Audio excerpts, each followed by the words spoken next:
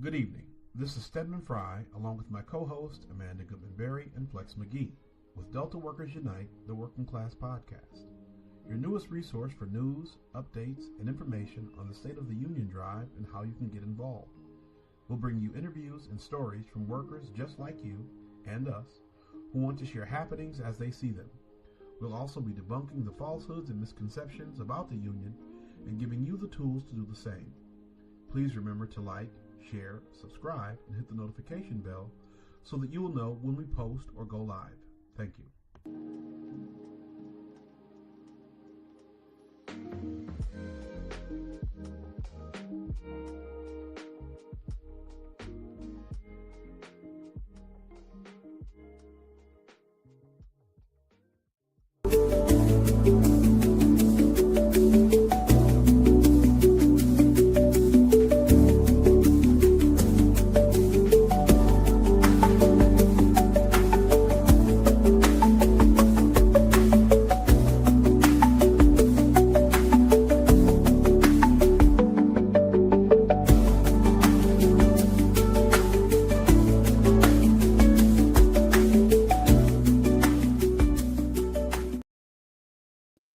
Hey, and welcome to another Delta's Worker Unite and the Working Class Podcast.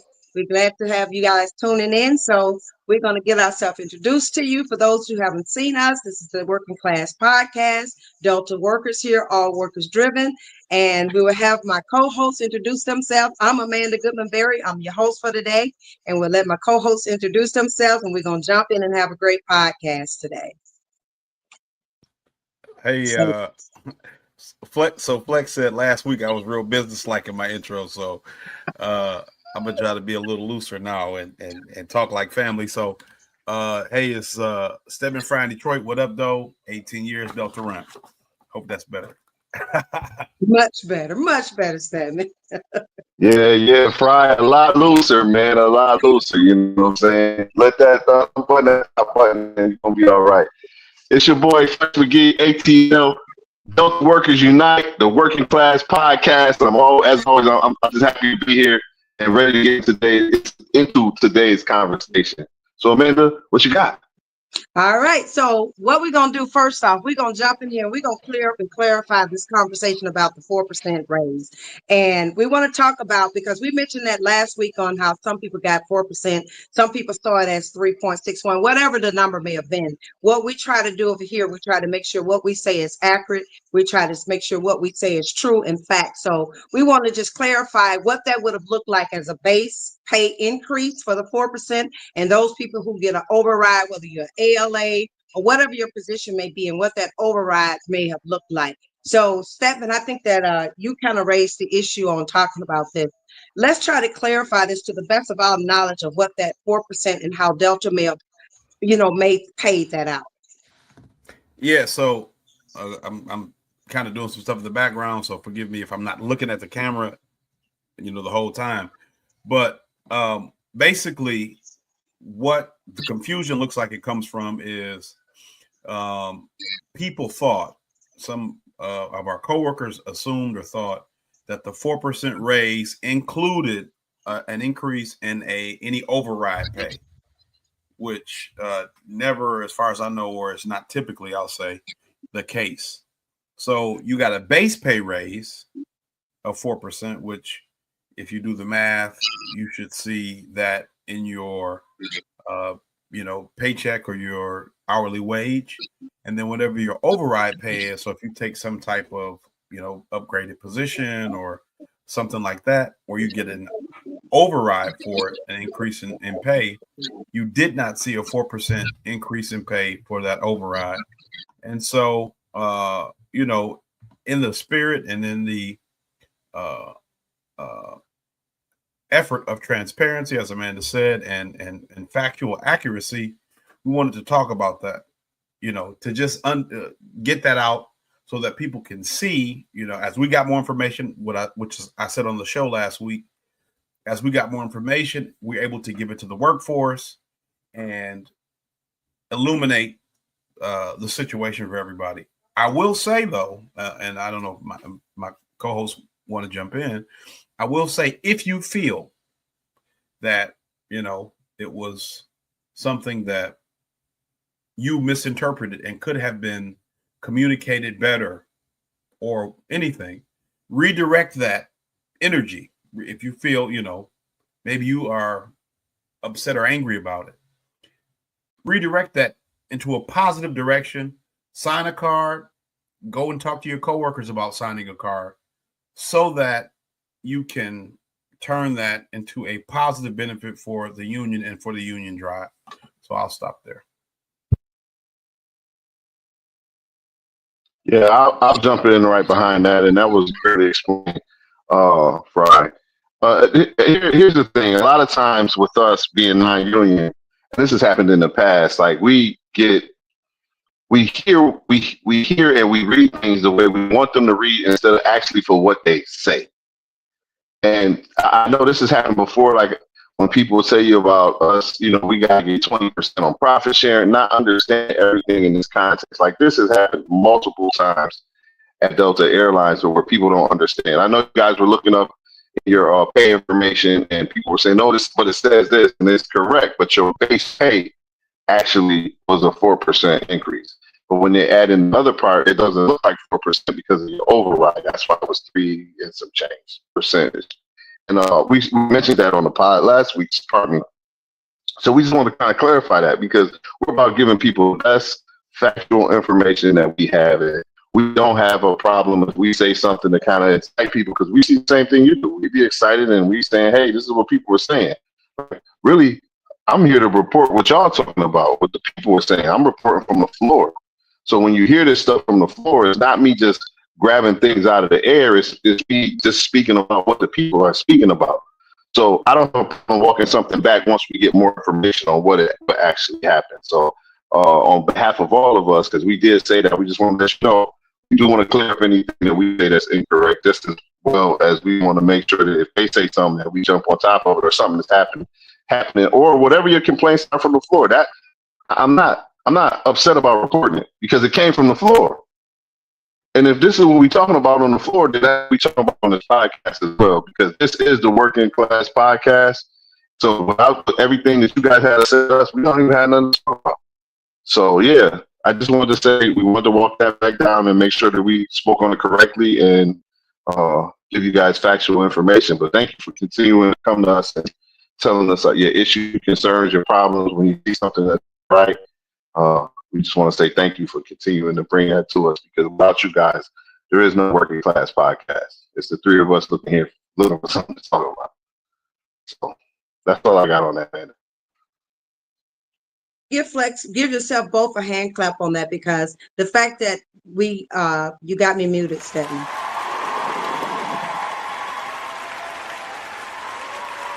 We can hear you. We can hear you. Okay, you can hear me. Okay. Yeah.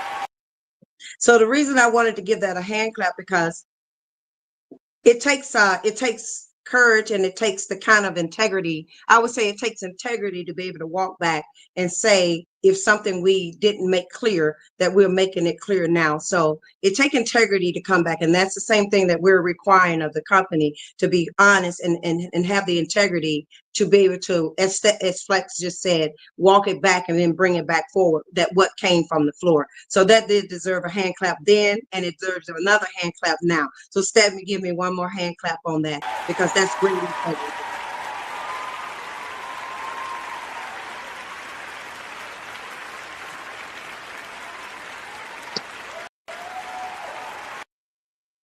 All right, so Also, I wanted to let's do this too. I want to talk about how in Flex. I'm going to throw this question to you. How could having a contract would have made this process easier to understand? And also, moving forward, how could a union contract have eliminated the confusion about the benefits and the raises? How could that have been a lot smoother with a contract and with a union contract? Oh, well, when you have a contract, you have somewhere where you can actually go that's definitive. This is what it is. You know what I'm saying? There isn't multiple. Uh, you don't have multiple people trying to explain this to multiple different groups at the same time, where everybody comes out with a different interpretation of what was said. That's really one of our biggest concerns and one of our biggest issues. Like this could easily, if it's in a contract, I know if I got a 5-year contract or a 4-year contract, I should say, if I got a 4-year contract, my raises, when I'm going to get them, what they're going to be, is set up for the next 4 years. I don't need a briefing to tell me about it. I don't need an announcement from the CEO. I don't need any of that because it's contractually already written down. So you know exactly on whatever the date is that your raises kick in, you know exactly what you're going to be making. Like everybody comes in saying we're making this. One of the biggest things when we first started organizing Delta was it was amazing to me is people didn't know how much money they made an hour. They could tell you what their pay was for the month, but when you asked them an hourly salary, they had no clue. You know, and I you know, I was organizing this, but I can tell you, that was almost everybody. People told you what their monthly wage was. I mean, their monthly salary was, but couldn't tell you how much. So I understand why they're in this predicament now, because people, and they still try to hit us with the like, yeah, your monthly salary is going to go up to this, and people still don't always know how much they make an hour.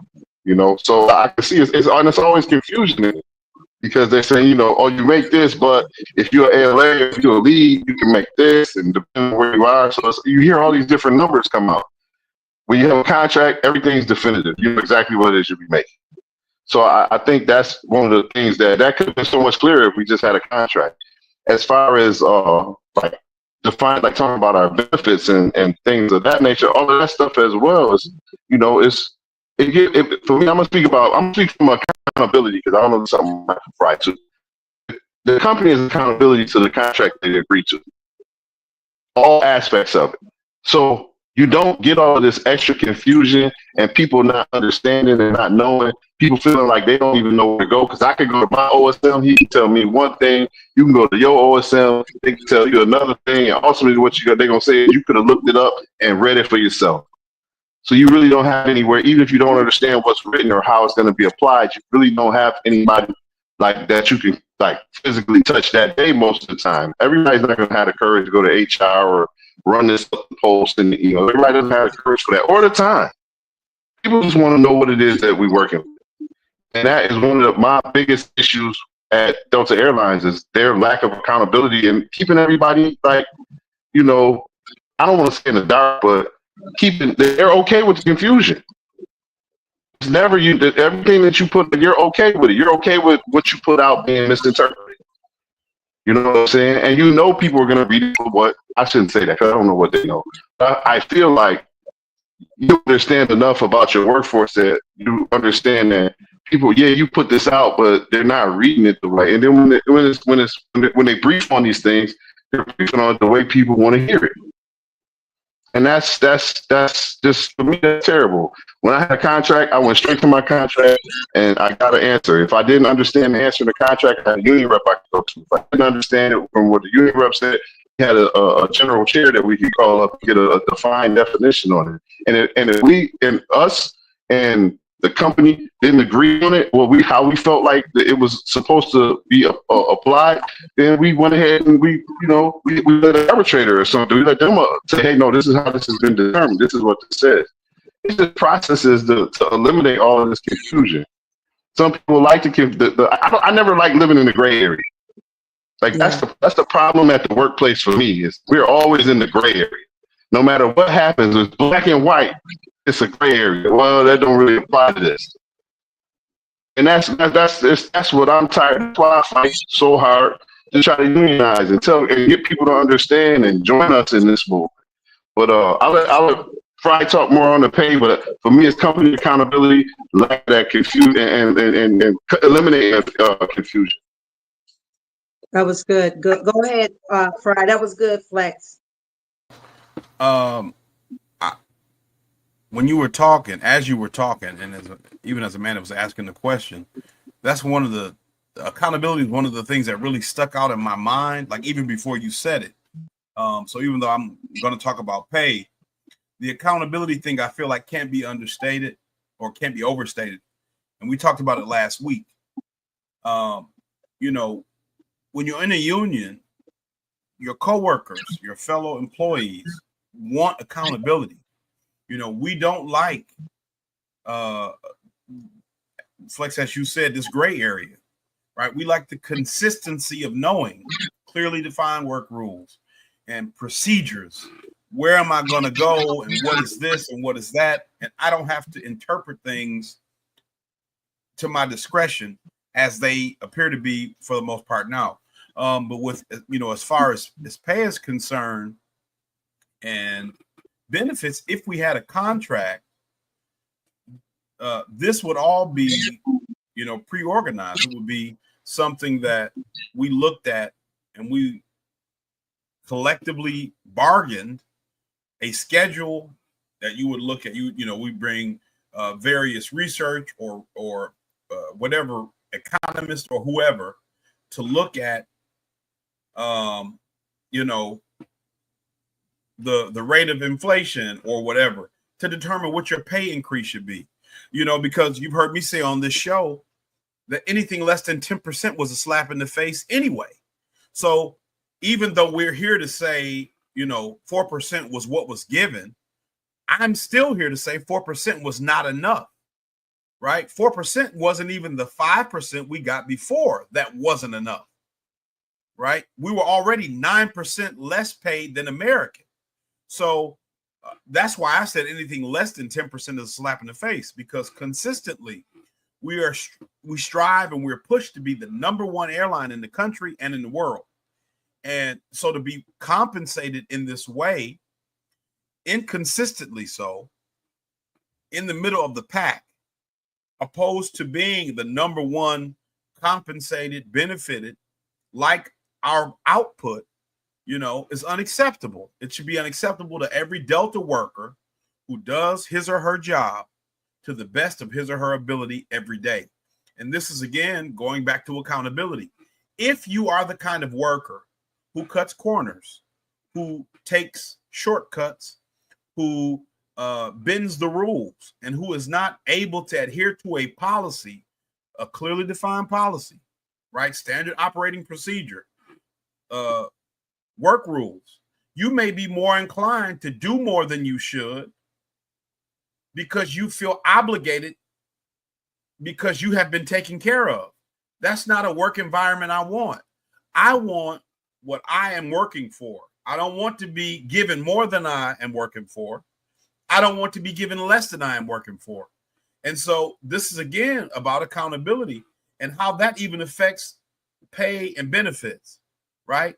You as a worker may feel less inclined to stand up for yourself if you know that you haven't been doing everything to the best of your ability, coming in on time, staying for your whole shift, not calling off excessively, or whatever those things are that could cause a worker to feel like they are not in a position to say with their whole chest, I deserve a contract, I deserve a union, I deserve a voice, I deserve to be recognized and treated fairly and compensated fairly at my workplace. Wow. That was good, Stedman. And you know, we're going to wrap this part up with the pay, but I just want to say this because I think all of us share this, the same ideas about this. We're not saying that we're ungrateful for the 4%. Any raise you give us, we're going to say we're grateful and thank you for the 4%. What we're saying is that it all goes back to what we deserve. We deserve 10%. We deserve the highest pay. We deserve to be appreciated. We deserve respect. And when you respect your workers, you'll pay them for what they're worth, because When I go to work, I go to work to work. I go to work to do my job. I go to work to make sure those passengers get their bags on time. When I go to work, I go to work. I don't care what our differences is with the company. When I go to work to actually do my job. And I don't go to work to get out on my job. So what we're saying is that even though we are grateful, we got a pay raise, okay? That's not what we're saying. But we're saying that we deserve that 10%. Hell, we deserve 12% if you ask me, because we're the best airlines in the world. So why wouldn't you want us to have the best pay in the world? So let's give it up to ourselves, because each one of us on this podcast.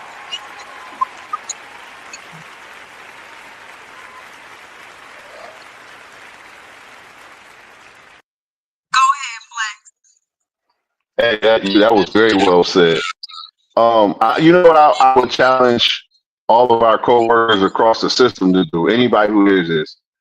We all understand how serious Delta takes its metrics. Yes. I need our coworkers to take our metrics just as serious as they take theirs. Like your metrics on what your health insurance is, how much you're paid, what your sick time looks like, what your OJI time. These are our metrics. These are the things that are going to keep us out of the that unsafe feeling, because we live in this gray area. Let's close the gap on what this gray area looks like. We need to really start taking the things that make our life what it is livable, or makes this job, help us support the things that we say that our dreams, our goals, our families, everything that it is that this job helps support.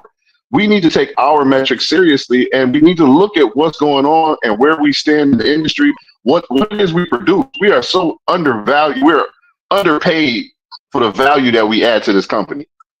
And that's one of the things. Like I watch my coworkers go in every day, do everything they can to make it work here in Atlanta. We don't have proper equipment some days. I told you the days it's been storming in and out of Atlanta all the last 2-3 weeks, and we riding around connecting bags as best as possible, and you can't even see in front of you. And you know what Delta is asking us to do? More. That's what they're asking. So it's okay for them to ask us more to meet their metrics and the MBR numbers. And you gotta, this is a transfer hub. And yeah, I know the locals come off last, but we still need to make the locals down on time. They don't have no problem asking us for more, but then we greedy when we ask to be compensated for the more that they ask for when we produce it. People, it's time for us to stand up, make a change, close this gray area. It's time for us to get the stuff that not only do we deserve, but we really earn. Ain't nobody giving us nothing. And just like ain't nobody giving them all of these awards because ain't nobody did nothing. They're giving Delta awards because we are out here and we are the difference. I've been telling y'all that since they start saying we did the Delta, talking about the Delta difference. That Delta difference is you. Remember that next time you go to your paycheck, you look in your account and you say, man, I don't, this ain't it. You got to start remembering the things that you really come to work for. Because you don't come to work to just make them rich. You come to work to make sure that you can handle your everyday struggle as well. And it's time that we stand together and push for that. Wow. Let's do a hand clap on that segment. Thank you.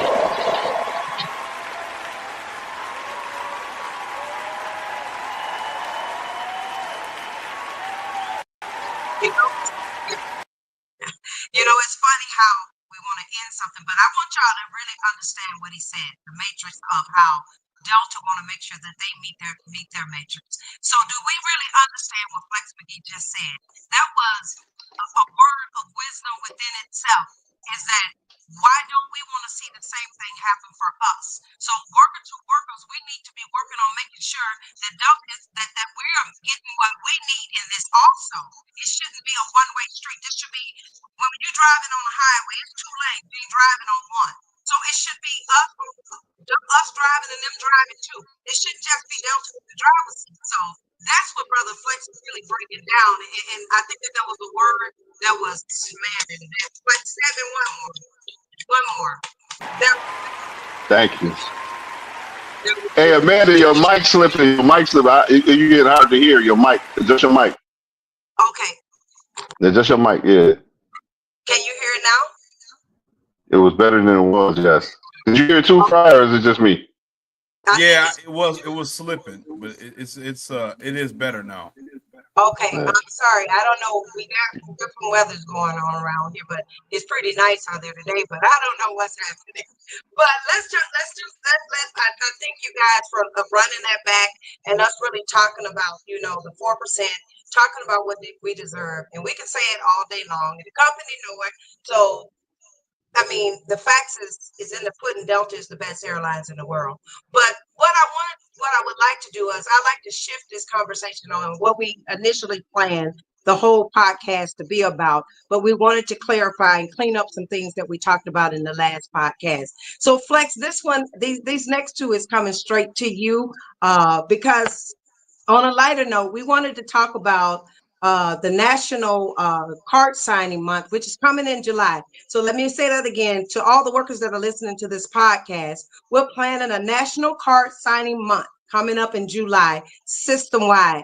And Flex, can you talk a little bit about what that looks like and what we are planning to do with this card signing in July? Absolutely, absolutely, and thank you for swinging that to me first. You know what, Delta? It looks like exactly Delta coworkers at Delta Airlines too. It looks like all of us getting together and finally like pushing this thing over the top. So as you know, or maybe you don't know, we collected about 10,000 individual cards throughout our system. 10,000 cards, is enough for us to trigger an election. Our problem is each card is only good for 12 months from the date it was signed. So everybody who's got all of these conspiracies about why we haven't had an election, whether you feel like it was the IMs paid off or the older guys saying the younger guys don't want it, the younger guys saying all these old heads don't want it. No, the proof is there. GVP Richie Johnson, a good friend of the show, a good friend of mine, he told us we collected 10,000 cards. We only did over like 18, 19, 20 month period. So we just didn't get it in a 12-month period. So what we decided to do was come together, and even if you signed a card yesterday, July 1st and all through the month of July, we want to make sure sign your union card in July. If we can get a huge head start on everybody signing cards, or we can get those 10,000 people to re-sign their cards, we're there. That's really what this all boiled down to, getting this particular message out. If everybody who signed a card with us re-signs their card in July, we should be able to file in no time. As soon as we get that number where we feel like we can push the button, we'll push the button because we made it. We did the work. Like Richie told us, we did the work. You know what I'm saying? The only issue was it didn't happen in the 12-month time. Now that's part of the rules from the National Mediation Board. Your card is only good for 12 months from the date that you sign it. So if I sign in November and you sign in May, our 12 months aren't the same 12 months. It's not that they're not going to interlap. They're just, they're not at the same time. So what we want to do is really push for July to be our National Card Signing Month all throughout the system. It's the middle of the summer. It's going to be hot. Everybody's going to be aggravated. Now is the time when we're going to be pushing forward and just let's get this thing done. And that's what like throughout the system, I think everybody wants to hear and needs to know. We have to make sure that in July, we making sure that don't just sign your card and say I signed my card. Don't hit me with that. Please don't come ask me about it if that's all you did. Please watch the show. The show will be able to keep you updated. Please don't ask me that. But you have to be able to talk to your coworkers. Because I work in Atlanta, 6,000 people easily. I can't talk to everybody one by one. But if we all start talking to each other and that conversation is going, we can actually make this happen a lot sooner than people think. You know what I'm saying? We can shock the industry. You never know. By the end of the summer, by the end of the year, we could be really looking at a whole new, different situation. And people don't like. It's no longer anything. There's nothing left to fear of losing. There's nothing left for us to lose. We've lost all types of time trying to push this together. We've lost energy. We've lost everything. We've lost benefits, waiting. We've lost everything. Nothing. I've said this before. Nothing special left except for us and our desire to want more for ourselves. It's time to better our metrics. Our contract ain't right. Our work rules ain't right. None of this stuff is right. So, hey, take the time out, learn more about our National Card Signing Month in July to try to get a big head start on everything that we need to do. Tell your friends about it. Make sure your friends are signing their card. Even if they just signed it, or you just signed a card today, If you're seeing this today, you might, I just signed the card. July 1st, find the organizer and re-sign another one. Please. Or reach out. I believe we can still request a card on our website, deltaworkersunite.org. I believe they still have a card request on there. You can actually, if you can't figure out how to get a card, you actually can leave a comment in this video and we'll have somebody get with you and get you a card. Let's make it happen. Let's hold each other accountable. The same type of accountability that we want from the company. Let's hold each other accountable to making sure the people that we work with every day that complain to us every day don't have no problem telling us this is my 7th BBR in a row. When the reality is it's only a 3rd and everything else before that was the local run. It's time for us to stand up, stand together, and make this thing happen. You got it, Fry. Oh, here, let me jump off.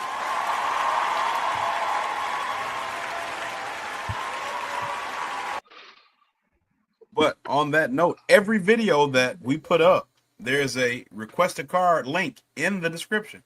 Every video we put up. So you don't even have to go that far.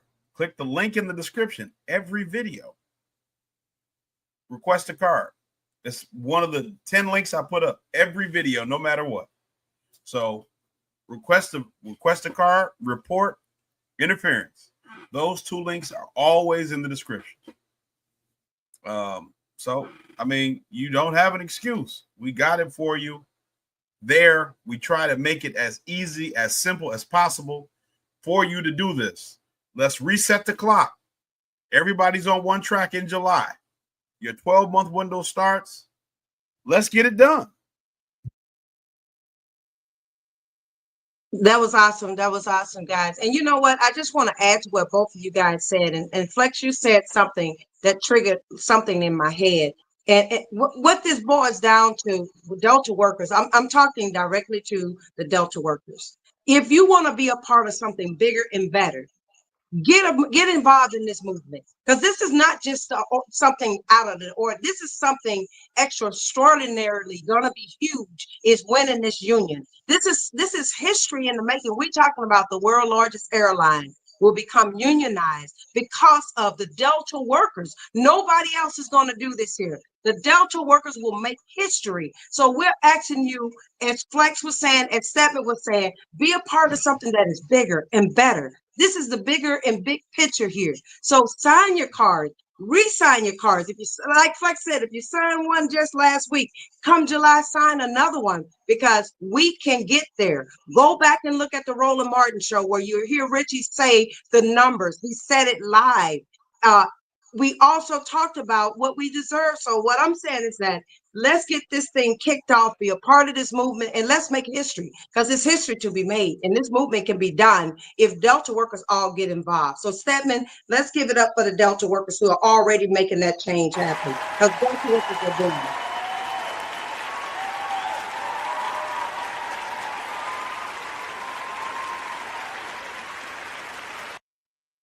All right, Flex. So as we come to a wrap up, let's get that. I want to talk about something that's about to happen in the ATL. I know we don't have specific dates, but let's talk about the workers kickball event coming up in the ATL.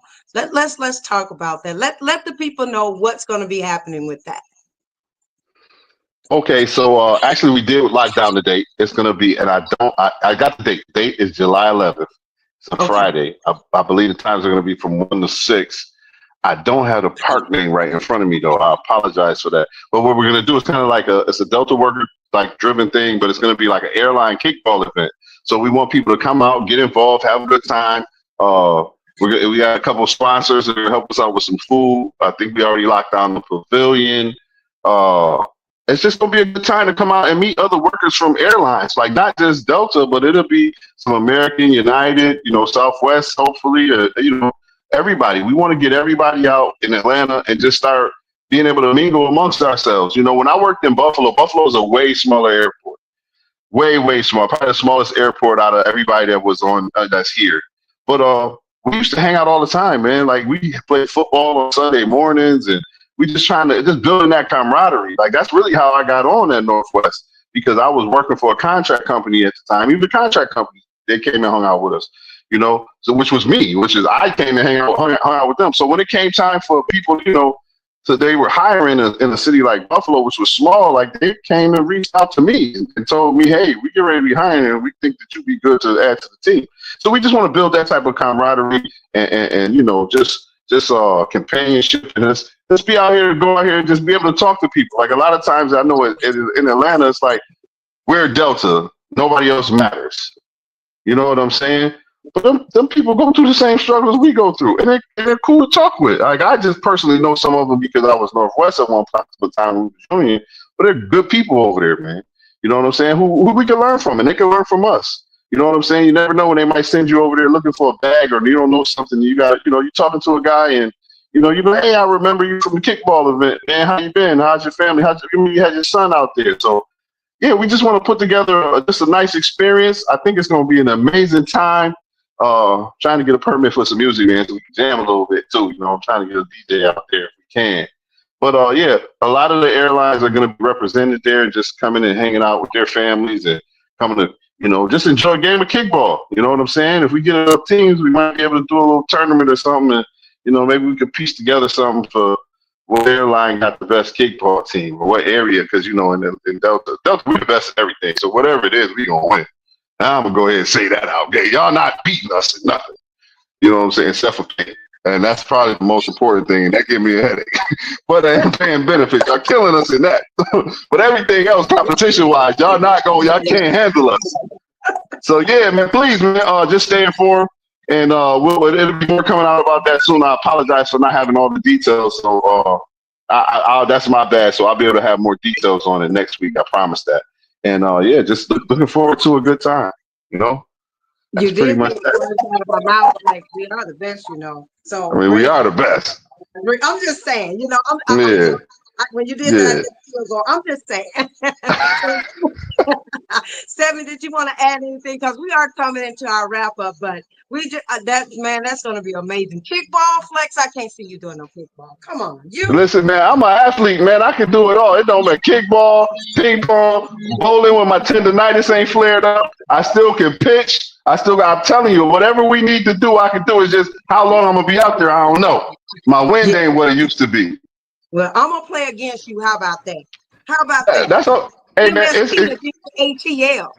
y'all don't want no smoke either. Don't get it twisted. Not only ATL is the best in Delta. Y'all don't want no smoke. Detroit, Salt Lake, LAX, Fort Lauderdale, Miami, JFK, LaGuardia. It's ATL. I can play kickball. Put up. No, Stephanie can play kickball. Tell him, Steph. Yeah. I can play kickball. Y'all want no problems. This home run every time I come up there. Believe that. When we striking you, man, we're gonna do something better, man. We just gonna go ahead and hit you. We're gonna hit you with the pitch. Go take first base. You have to give me on base because I ain't got the speed like I used to have. So that's what you're gonna have to hope you catch me trying to get to second. Because I'm hitting everything out the park. And I don't know if y'all realize we definitely ain't losing no home games. Just so y'all know, we definitely ain't losing no home game. You might catch us somewhere else. We definitely ain't losing no home games. I'm a you want a kid word. We gonna kick that ass on your grounds.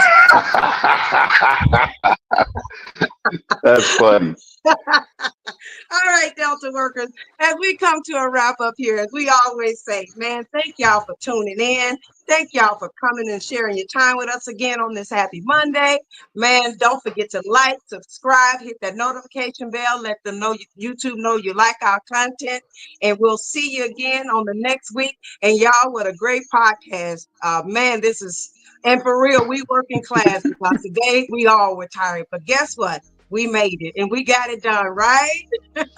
Absolutely. Hand clap and let's take us out of here. Before we go though, Fry, what you got? I got one thing I wanted to say too. What you got, Fry? So I usually put the Blue Notes link in the description too, I believe, but Unifi workers in Cleveland voted to join the IM. So that's the May 23rd edition of Blue Notes. I guess that's the 76th edition of Blue Notes. You can find the article, just a small blurb. Unifi workers in Cleveland. So we got two different, as far as I know, groups of Unifi workers have voted to join the union. So that should be motivation for us. Yes. To continue this fight. It was 50 workers in Cleveland, so quite a bit more than there were in San Jose. But again, they have a little bit different path than we do. They're not under the Railway Labor Act. But again, you know, we can't have our contract employees unionizing, and we are still, you know, not seeing the light. So